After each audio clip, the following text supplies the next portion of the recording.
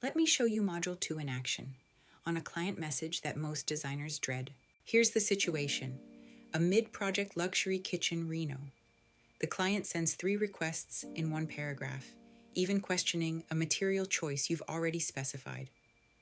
Most designers freeze here. You use the client message rewrite prompt with one goal: address every point, protect your design, and stay warm but firm. The output handles each request individually. The powder room and hallway are scoped. The countertop? This selection was chosen very intentionally. My recommendation is that we keep it firm, professional, zero ambiguity. Module 2 also includes presentation framing, scope clarification, and follow-up email prompts.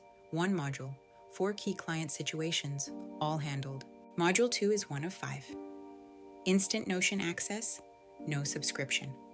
Click below to see what's inside.